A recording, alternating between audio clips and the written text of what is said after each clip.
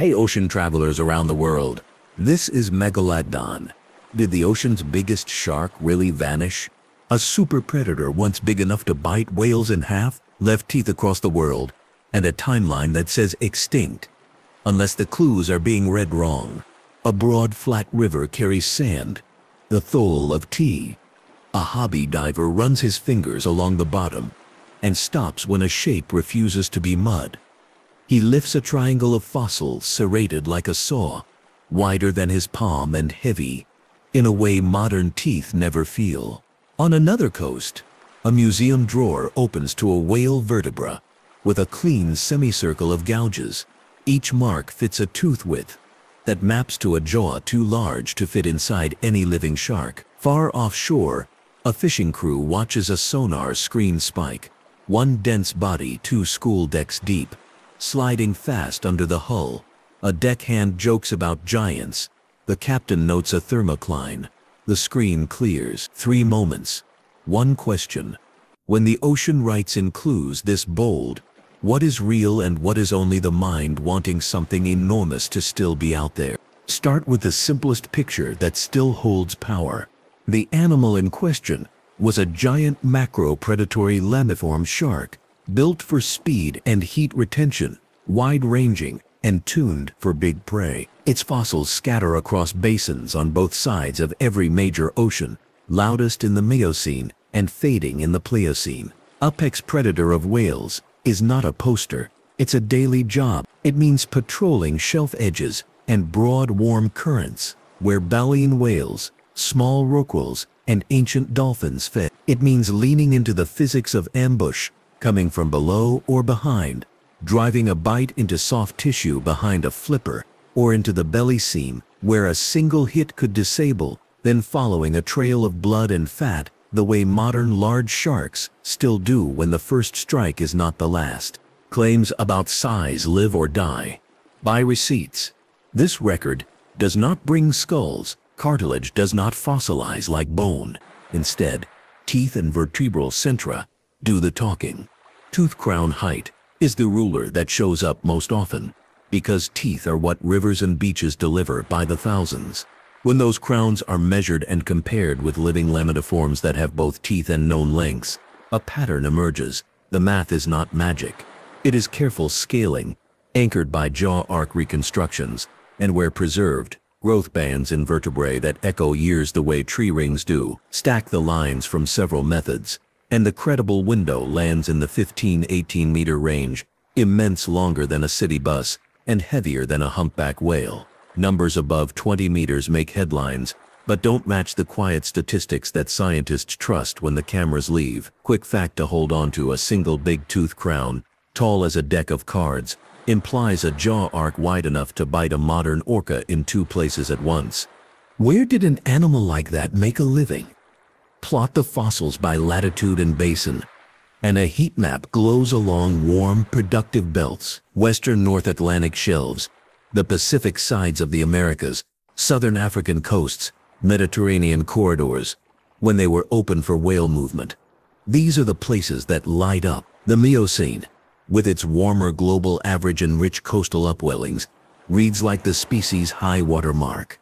The Pliocene sees cooling trends and more complex currents.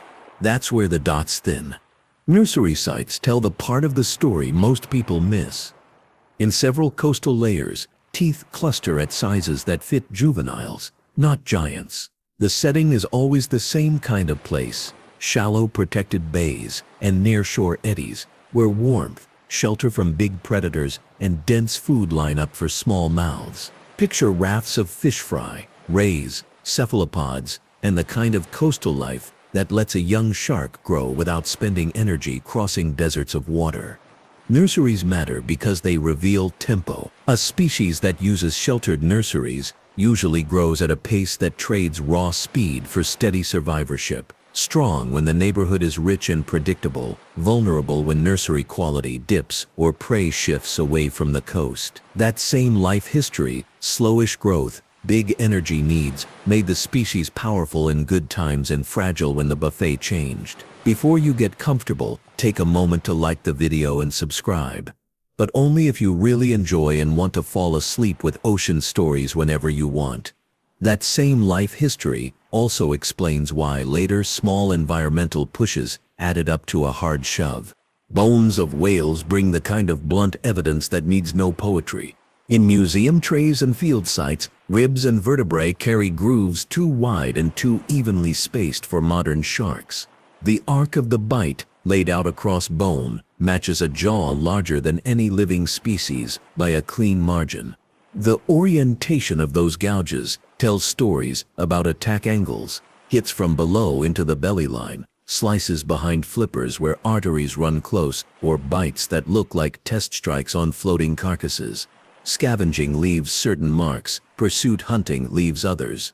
In several sites, the marks stack in ways that match modern large shark tactics: push to the scale of whales, slam, tear, let blood loss and fatigue do a share of the work, and circle back. These bite marks, because they are preserved on bones that can be dated by the tiny fossils around them, also become clocks for presence, time-stamped proof that the predator was in that water mass at that age. Teeth, too, carry chemistry that reads like diary lines. Stable isotope ratios in enamel hint at water temperature ranges and the level in the food web the animal occupied. Trace elements can lean toward particular settings. Coastal upwelling signatures versus open ocean signals. One newer line of work reads zinc isotopes as a dietary badge.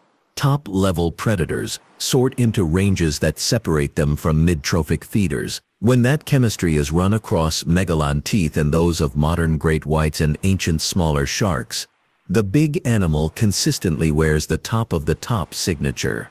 All that means in plain English: it was eating the eaters, and it did so in waters that stayed on the warm side. Climate did not flip a single switch. It nudged many at once. Through the late Miocene into the Pliocene, global averages cooled. Ice built on poles, young and then old. Currents sharpened. Fronts and gyres shifted their edges.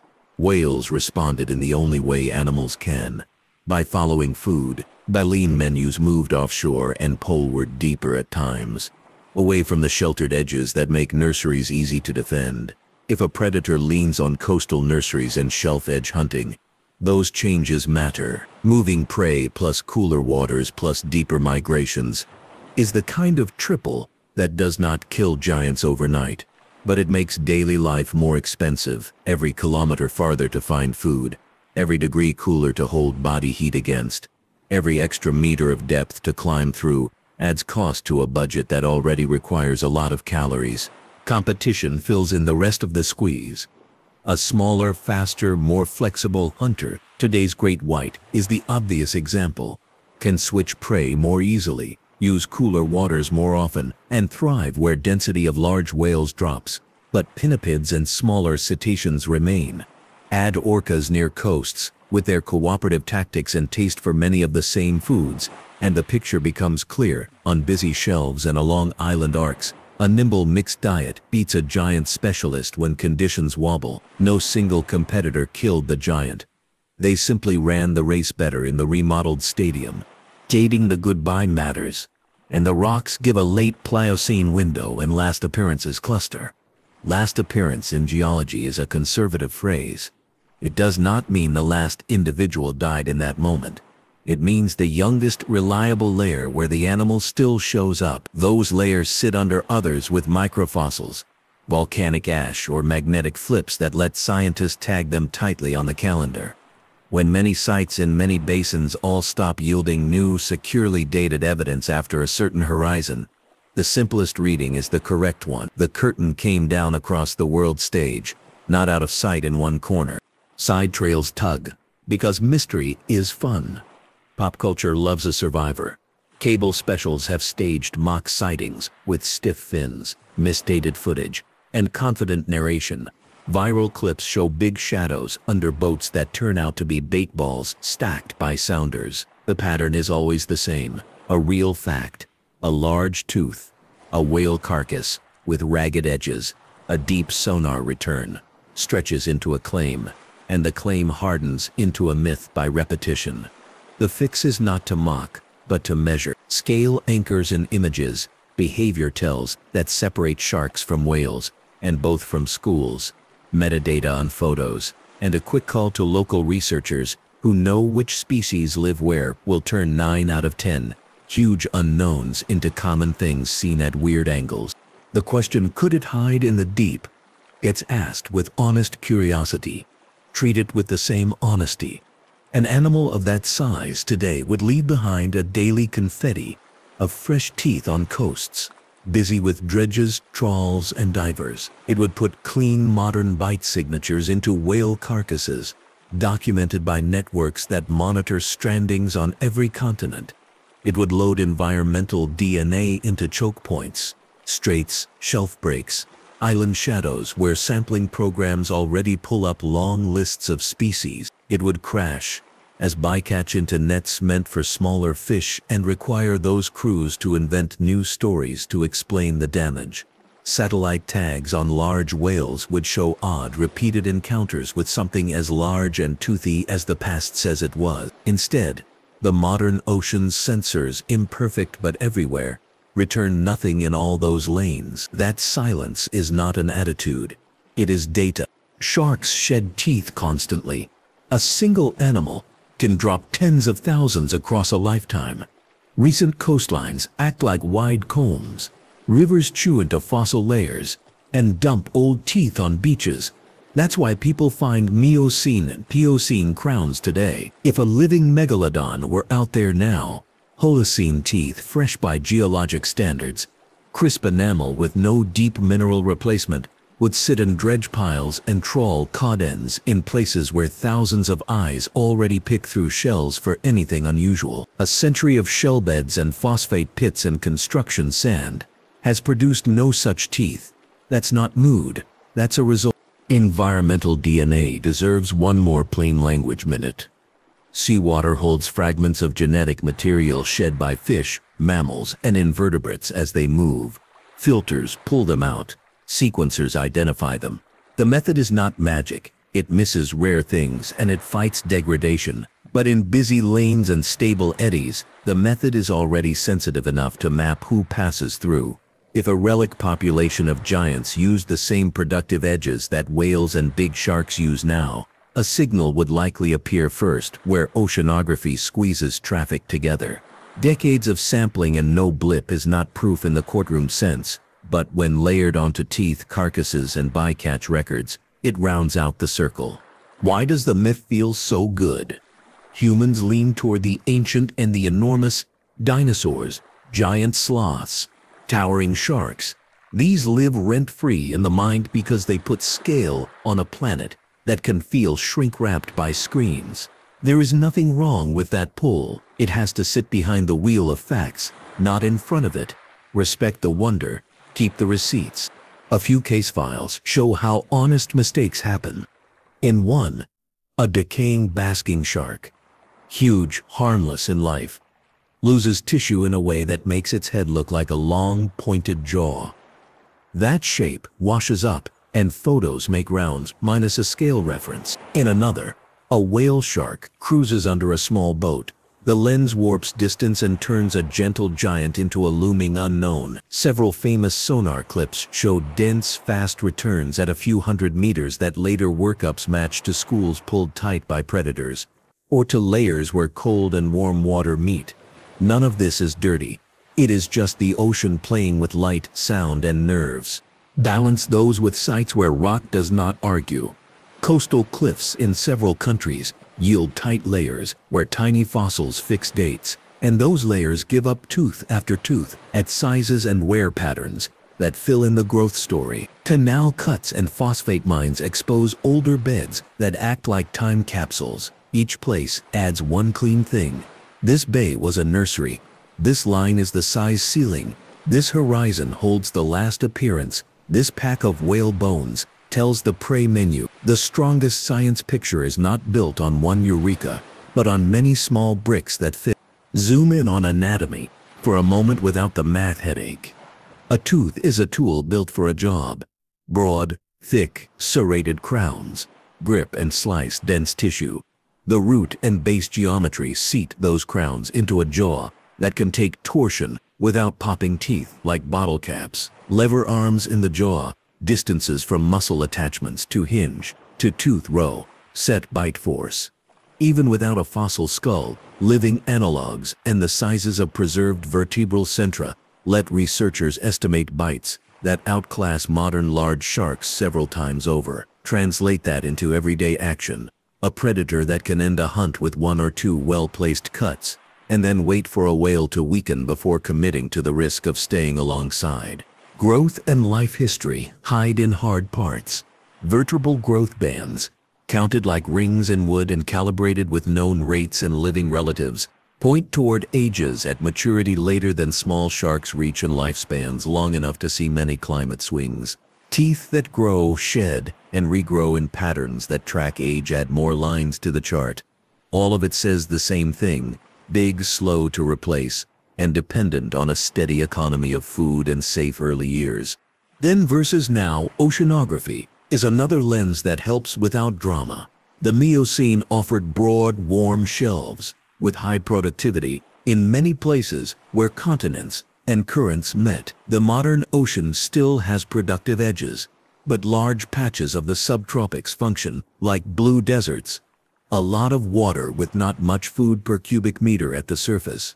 Giants that need dense prey are punished in deserts. That's why today's largest predators, like orcas and sperm whales, key in on specific edges and migrations, and even they show ranges that match where energy is easiest to collect. A megalodon today, if it tried to live like it used to, would find rich lanes too thin and too scattered too often. Population math, kept friendly, underlines that point. A species that big needs many calories. To breed with enough genetic health and ride out bad years, it needs a certain number of adults spread across oceans in patterns that let them find each other. Those adults need to find enough whales or similarly rich prey every week, in every season. Stack those needs on top of the modern ocean's traffic cameras, fishery observers, cargo ships, whale watchers, with phones, satellites reading sea surface shape, and the idea that hundreds of giant, tooth-shedding sharks are quietly working the coasts without leaving modern evidence, fails the common sense test.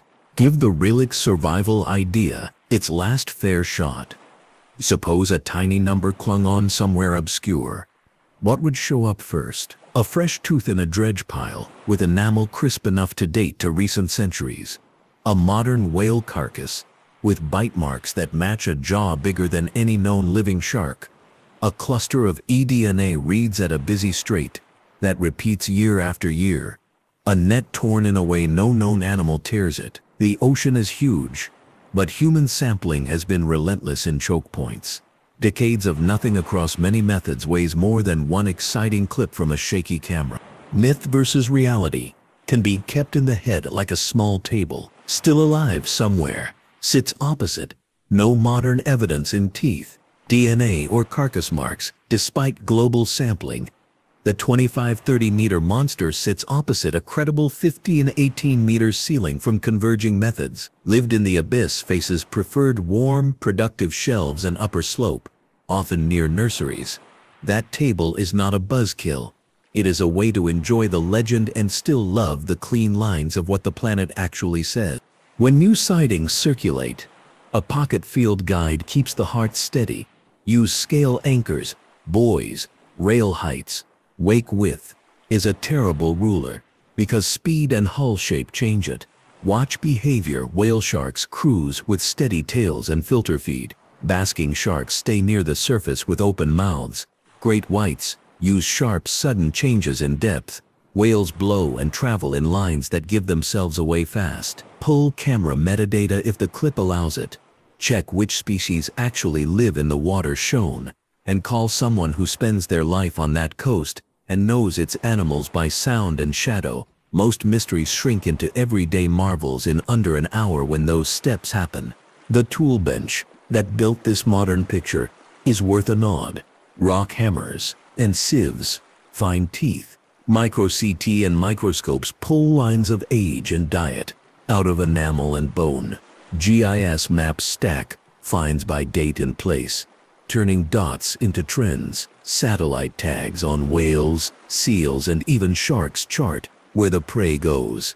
Global strandings databases record every carcass that hits sand. Each tool is limited. Together they become strong because they do not all fail in the same direction. A quick detour into micropaleontology helps keep timelines honest. The tiny shells and microfossils embedded with the big teeth act like stamps that link a layer to a specific slice of geologic time. Magnetic reversals and thin ash layers from far-off volcanoes add more stamps. That's why same sand color as a nearby modern bed means nothing. Grains do not tell time. The microfossils do. Pathonymy, the science of what happens after death, explains why some bones shout and others vanish. Currents move carcasses. Scavengers strip soft tissues in hours. Chemistry dissolves bone in some environments and preserves it in others. Even through those filters, the record for this shark is huge. That volume matters because it makes the silence after a certain age thicker. It is not that the animal rarely fossilized. It is that for millions of years it did, and then it didn't. Modern whale carcasses close a circle. Strandings networks document wounds and bites with photos and measurements. Ship strike scars look one way. Orca work looks another. Sharks leave their own signature. If a giant jaw larger than any living shark were taking bites, those marks would show up in the stream of reports from beaches and bays where large whales wash ashore every year. They do not. For a living megalodon to be hunting today, it would have to hunt invisibly everywhere at once. That is not a thing. Meanwhile, co-stars in the fossil record, great whites and other laminiforms, show how stages change when climates and currents shift.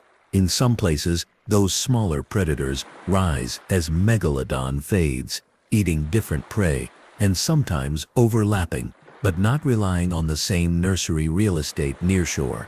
It reads like an ecosystem, finding a new balance without the giant at the top. Environmental shift scenarios can be stacked side by side. Cooling plus prey redistribution. Strong sea level changes, altering nursery bays.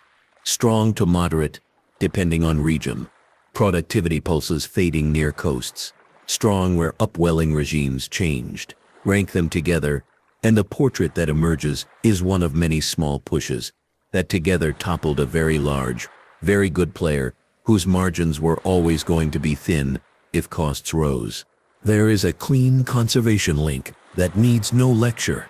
The exit of a giant in deep time is a reminder that apex animals can fall when their world changes too fast or too far. Modern large sharks face a different pressure: industrial fishing, habitat loss, climate shifts of a new kind. Keeping today's big species around does not mean hoping for a ghost to surface. It means treating living oceans with enough care that the predators we still have can do their jobs. End this first stretch with a picture that pulls the pieces together. A Miocene shelf hums with life, and schools of sardines flash. Small baleen whales track krill blooms. Dolphins slice the surface. A shadow below is not a monster. It is an animal built by the same rules that make falcons and lions work: speed, leverage, patience, and a budget balanced on the richest days. Millions of years later, people hold its teeth, read their chemistry, and trace arcs of bite marks across bones. The story they build is not about fear. It is about how oceans organize themselves, how power depends on place and season, and how even the biggest hunter can be pushed out when the map changes. The next layer of the picture comes from walking shorelines that used to be seafloors. Wave-cut shelves expose bands of shell hash and iron-stained sand, where children and specialists bend at the same angle, searching. Among fragments of scallop and ray tooth, the occasional giant crown lies half-buried. A person can stand there and feel the scale directly, one serrated edge, one heavy triangle, one moment where the living animal stops being legend and becomes geometry. In some places these crowns come small and many, In others they arrive big and solitary. That contrast, spread across oceans, is how nursery coves separate from adult hunting grounds on maps that never show the animals themselves. Walk inland into quarries and canal cuts, and the layers turn from beach chatter to orderly stacks. In cross-section, a dozen stories of former seas stand still. Tiny foraminifera, the single-celled architects of time, give each band a name. When a giant tooth sits in the same sand as those tiny clocks, the date writes itself without argument. This is how the timeline for the last appearances tightened. It did not depend on one beach or one collecting spot. It depended on hundreds of quiet agreements between sand grains and shells and the bodies that fell into them. Return to bones for a clearer sense of behavior. Baleen whale ribs carry deep V-shaped chips where big teeth locked and pulled. On vertebrae, parallel grooves track along edges where tendons once attached. Clean bites that suggest a tactic: slice, then tear with a twist of the head, using body mass like a crowbar. On other bones, radially spaced nicks ring a joint in a pattern that looks less like hunting and more like dismantling a carcass already dead.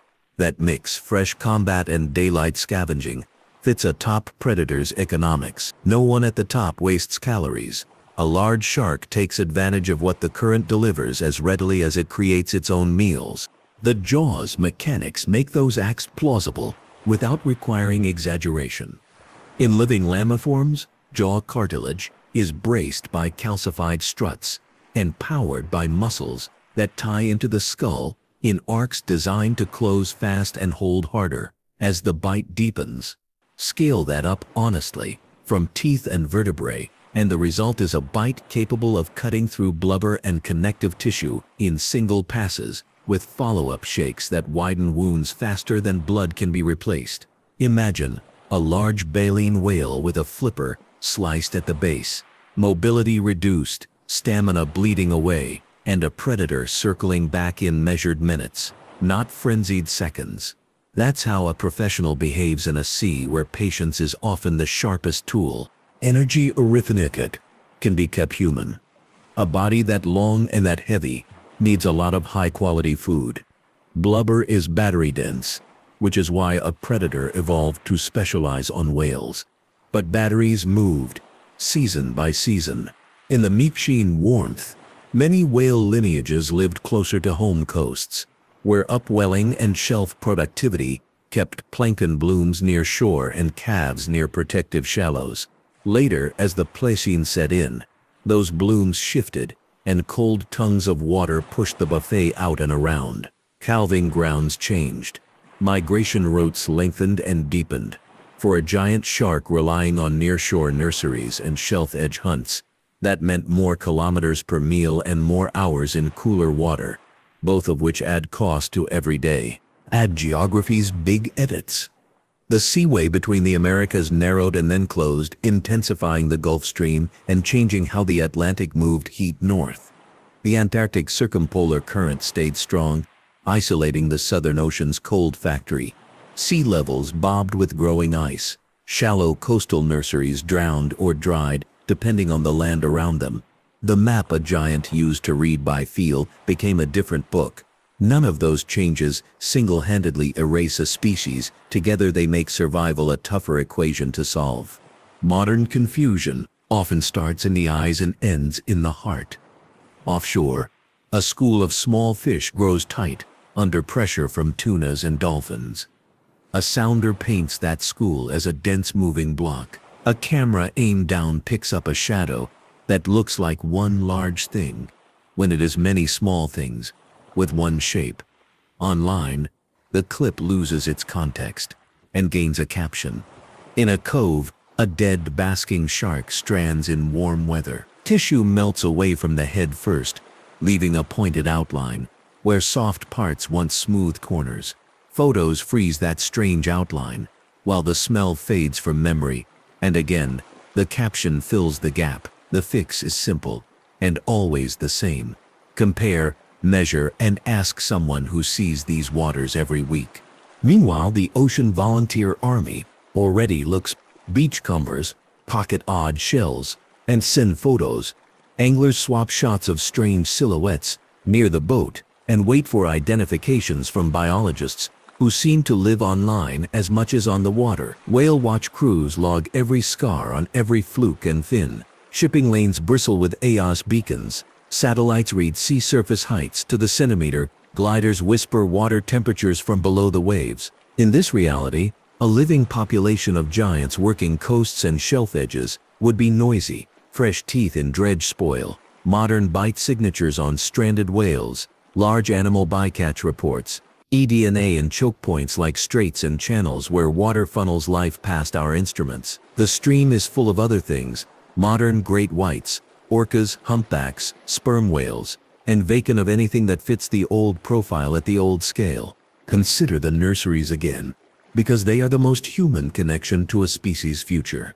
In shallow Miocene bays, small teeth sit by the hundreds in narrow bands. Juveniles were not hiding thousands of miles offshore. They were growing up, where warmth and food concentrate, and larger predators do not patrol as often. That strategy works when climate and coasts are stable. Vulnerability shows when those shallow places cool or sink, or are cut off by sandbars and changing currents. A nursery is a promise kept as long as the place keeps its bargain. When that bargain fails, the young pay first. At the other end of life, vertebral growth bands whisper ages. In many large sharks, the earliest estimates overstate age because bands can slow or change with temperature and metabolism. More refined readings still agree on one thing: getting large takes time. Age at maturity and pace of reproduction sit higher than in small sharks. A life built on taking years to produce big, capable juveniles can absorb season-to-season noise, but is not built to handle decades of poor nursery quality and scattered prey, even where the fossil record is thin. The absence is not random. Some basins preserve little because the chemistry eats bone and enamel. Others preserve too much old material and mix ages. Scientists work around that by focusing on those sites where the clocks are good, where microfossils and magnetic flips and ash layers anchor ages tightly. The signal that matters. The last interval where the animal still appears, shows up in those good places and then stops. That is how extinct is written in stone without drama. On the human side of the story, the myth holds because it is tidy. A giant leaving the stage feels wrong. Letting it haunt the wings feels right. Movies lean into that feeling, bending sizes and depths beyond what the animal likely managed in life. That bending makes for good posters, but weakens the real lesson. The ocean changes, and the best players still play by the ocean's rules. When currents and coasts change, the rulebook rewrites itself without asking permission. There is room for joy in the truth.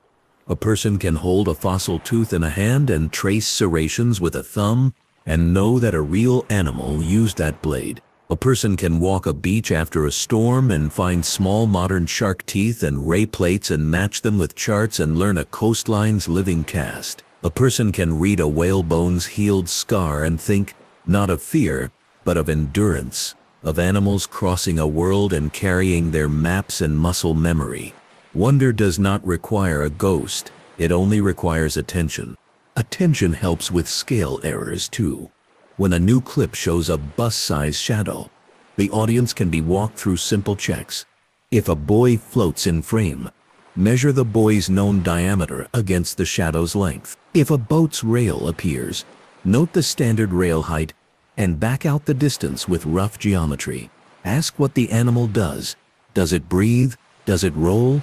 Does it surface with filter pads and a mouth built to sip plankton? Many mysteries collapse pleasantly into that was a basking shark, or that was a small whale magnified by clear water, leaving behind not disappointment, but a better eye. Sound plays tricks as well.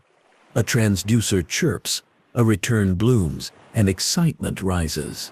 Thermoclines, layers where temperature shifts, reflect sound differently than the water above or below them.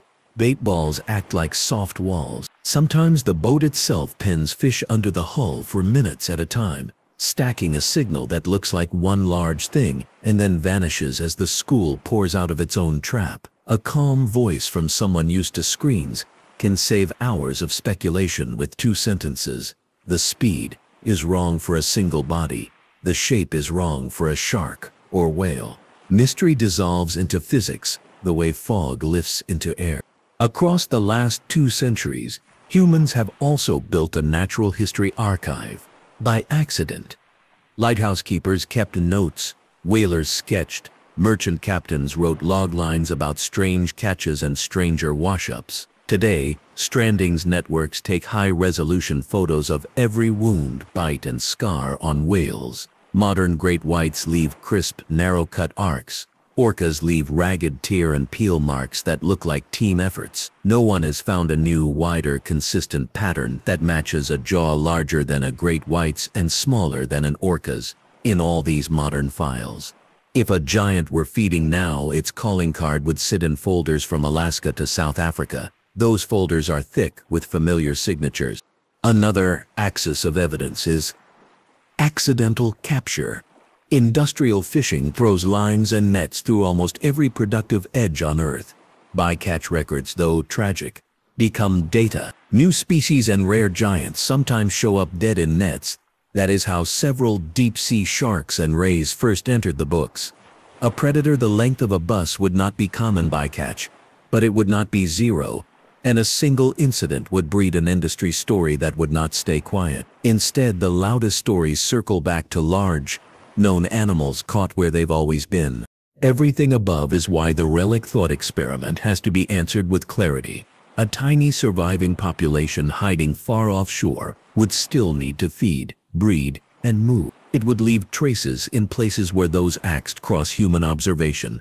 Fresh teeth in dredge piles, odd bite marks in strandings, genetic dust in funnels, and reliable, odd echoes in datasets tracking big animal movements. A world that can pick up the migrations of single-tagged sharks across the Pacific would notice even a handful of giants if they shared waters with tagged prey. With each passing decade of new tools, the odds of missing such a thing shrink further. Silence across many microphones is the finding. It helps to set that finding next to a living truth. Modern large sharks, great whites, Mako's tigers, are here, and they need the kind of care a vanished giant once needed, but no longer can receive. These animals do not require myth to be compelling. They anchor food webs. They move nutrients. They control mid-level populations in ways that keep prey healthy. Their teeth are smaller, but their roles are no less grand. The best way to honor a past apex is to keep the present ones from joining it as a story told with fossils. Still, the past deserves its own encore. A field morning begins under gray light in a phosphate mine. Excavators pause while a technician brushes sand from a line of pale half-moons. The line curves, then stops where a darker triangle wedges into the edge of the pit wall. That triangle is not a whole jaw. It is a piece, but it is enough to hint at the arc of a mouth that once bit into whales in a sea, now long gone. Back at a lab, a thin slice from another tooth goes under a microscope. Layers show different trace patterns. Tiny chemical differences laid down as the animal moved through waters with slightly different signatures. A map hides in those layers. It shows a hunter passing from near-shore warmth to richer open edges and back again. Season after season, year after year. On a different coast, a cliff collapses after winter storms. Among chalky chunks and seaweed, a handful of heavy teeth spill down a short slope. A person walking a dog notices the odd shapes and kneels. A hand brushes sand away from one crown, and then another. For a few minutes, deep time sits on a modern beach, like shells from yesterday's tide. Those minutes do not argue for survival. They argue for patience. The ocean keeps its records where it can. People find them when weather or work opens the file. Myths can live alongside that patience if they are kept in their lane. The mind can hold a double image.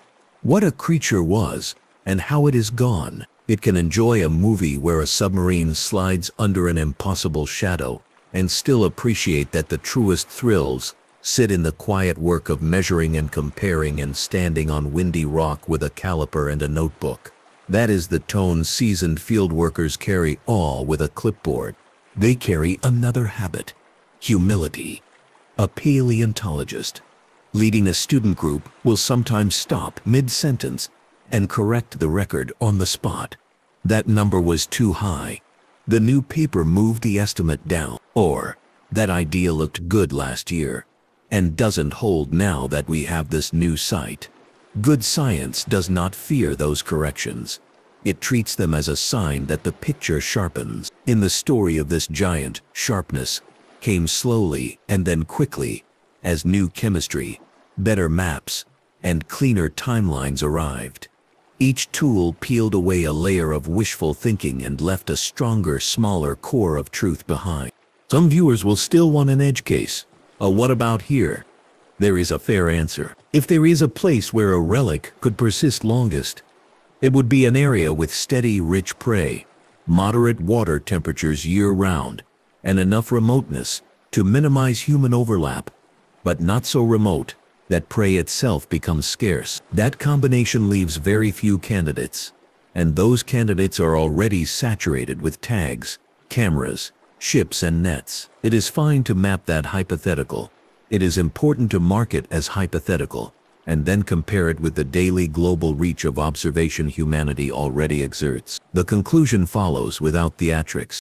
Put the pieces in a single breath, the way a late-night radio host might wrap a segment before music. An animal built to harvest whales took shape when seas were warm and shelves were generous.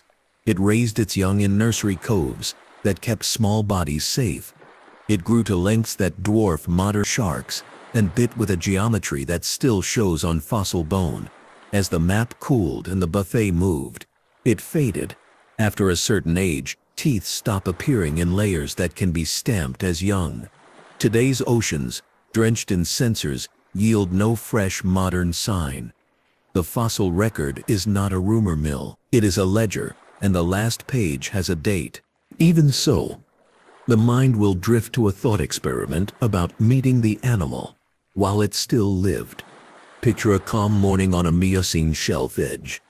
A small rorqual whale moves with purpose under a line of slicks where krill concentrate. Far below, an outline holds in the thermocline, reading shapes above against the bright ceiling of the surface. Tail strokes send the outline forward a little, then not at all, conserving energy. A pinwheel of smaller sharks peels away. The outline waits. When the whale turns across the predator's bow, the outline accelerates once. No flurry, just a decision. The predator's head sweeps upward and slightly sideways to put the right blade where it needs to be. Contact is a sound more than a sight. A muffled crack through muscle and water. A pressure wave hitting a rib cage with intent. The whale lurches. The predator does not chase in a cloud of foam. It drops back into cooler water and waits again, playing the long, silent game that large hunters have always preferred because it saves injury and wins more often than it loses. People love this scene because it sits on the edge between fear and respect. It reads like a reminder that the planet runs on rules older than culture. Nothing in that reminder requires a ghost today. It requires instead a willingness to let a story end where the evidence ends and to find delight in what remains. Teeth in a hand, bones with scars, and a timeline that taught more about oceans than a rumor ever could. Another quiet truth sits underneath the whole topic. The way the ocean takes and gives back. It hides animals for a while and then throws them on coasts as fossils or drift or film in someone's camera. It erases other animals so well that only a few lines in rock tell us they ever existed. Against that shifting background, a species that left millions of teeth did not disappear neatly. It left an echo everyone can hear by walking a creek or a beach with the right eye. That echo says once, not still. For those who want to keep looking with discipline, there is a fair way forward. Document, don't dramatize. When a big shadow passes under a boat, note the time, the place, the water depth, the known species and season, the behavior. Compare the speed with the frame rate of the camera and the distance to fixed objects. If a whale strands with odd wounds, measure spacing with a ruler on a photo, or better, on the bone itself. Send images to networks that already catalog injuries. If a tooth is found, protect the context. An object without its layer is a shell without a story. When a claim is made loudly, ask for scale, method, and a path for independent checks. This is not skepticism for sport, it is care for the truth, which is better than any viral mystery when tended. By now the animal's silhouette in the mind should have gained weight and lost fog. It no longer needs a mega number to seem huge. 15-18 meters is enough to earn reverence. It no longer needs to swim in midnight trenches to seem mysterious. Warm shelves in bright water are mysterious when seen with informed eyes. It no longer needs a modern cameo to feel present. Teeth and bones do that work on their own. The legend shrinks into a legacy, and that is not a downgrade. Legacies teach. This one teaches how predators and oceans co-evolve, how climate writes in currents before it writes in ice, and how good field notes and good lab work can together answer questions the heart asks with a whisper and the mind answers with a legend. There will always be more to say, because new tools will keep shaving the error bars. Another nursery may be found in a cliff that has not yet fallen. Another chemical method may add a line about diet or migration that the current set cannot see. None of those future improvements will reverse the main arc. They will color inside the lines already drawn. That is how most real stories end, not with a twist but with a careful fill. The last image for this stretch is generous on purpose. A child, at a public fossil day, stands in front of a table with trays.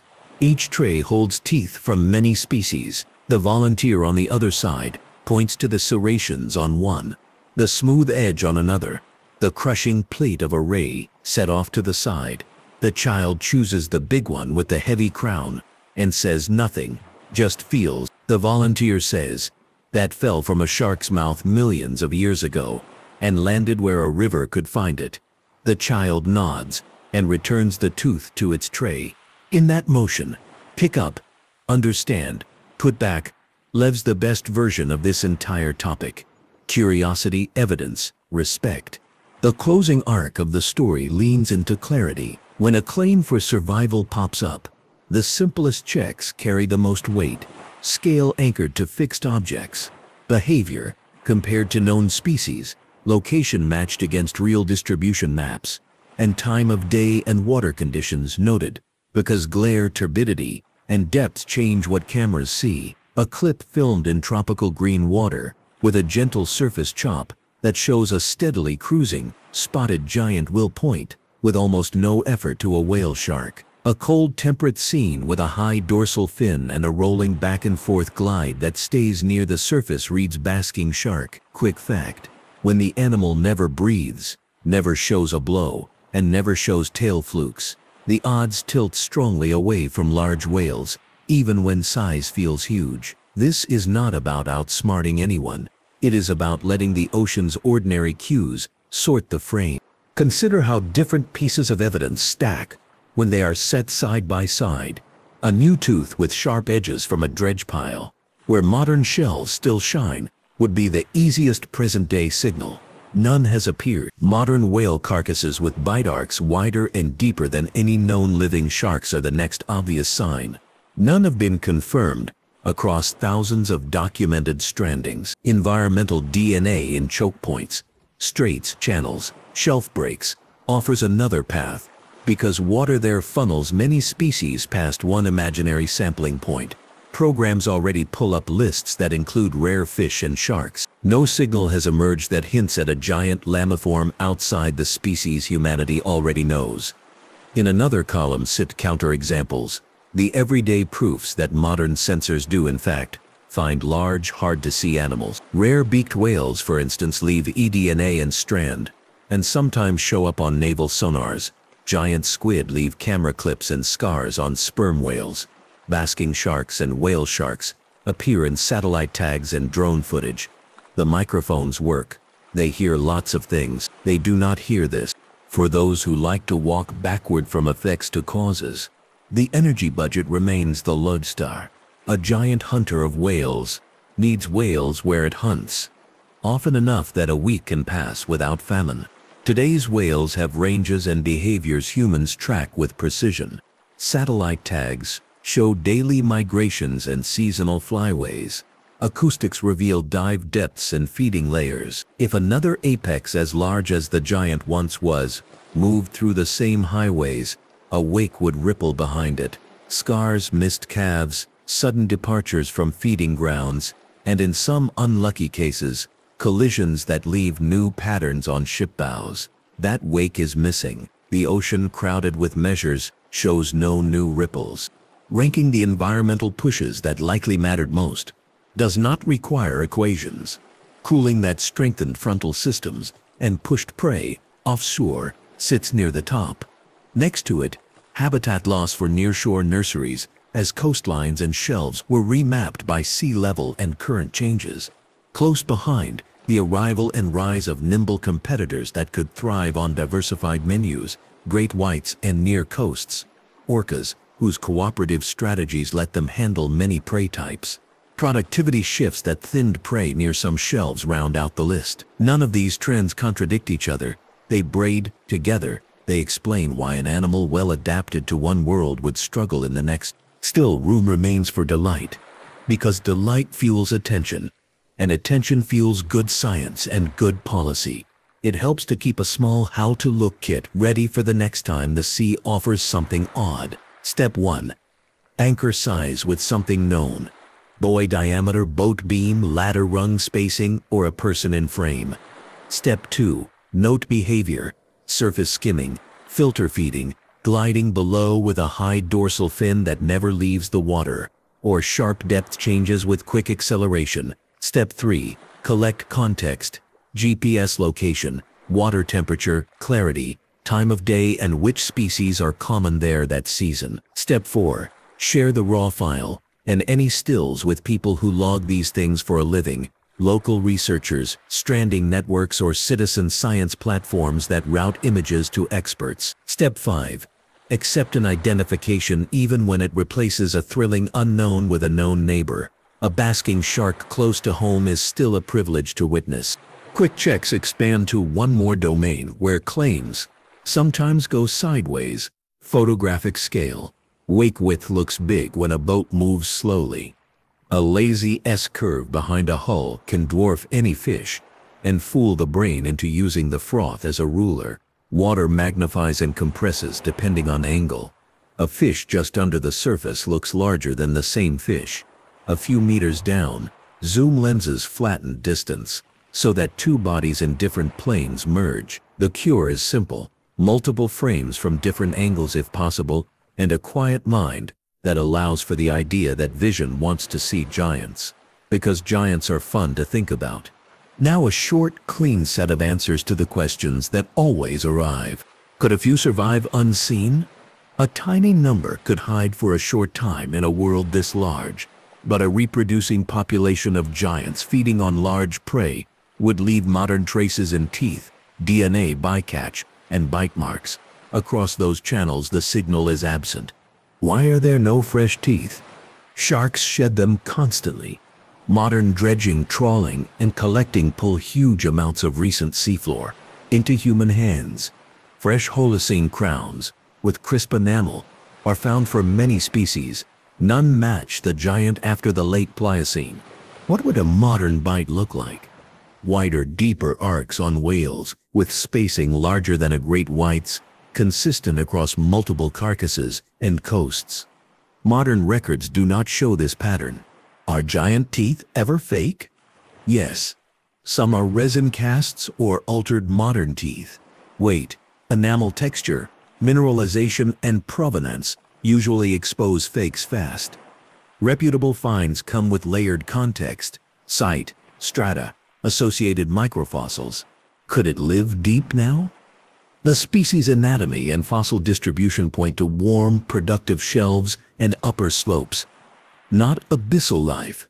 Deep ocean food webs and temperatures penalize a giant warm water hunter.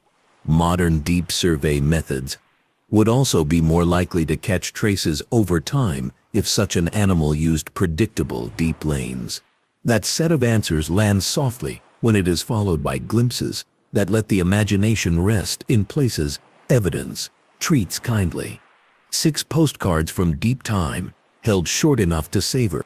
A small bay in what is now a desert coast once opened to a Miocene sea. In the protected shallows, hundreds of small shark teeth fell over years like dark seeds. A modern hammer taps lightly along a layer. A child sweeps sand aside with a cheap paintbrush. In the tray that evening sit 20 small crowns, each one a mark that the nursery was real and busy. On a work table, a whale vertebra, the size of a dinner plate, carries a scalloped arc on one side. A caliper moves from groove to groove, the spacing a few centimeters more than any living shark's tooth. Spacing draws an invisible jaw around the bone. The arc curves beyond the bone's edge, as if memory finishes a bite that stopped a moment too soon. At a phosphate mine, morning haze lifts as a shovel pauses. The operator climbs down because a dark line looks wrong in pale sand.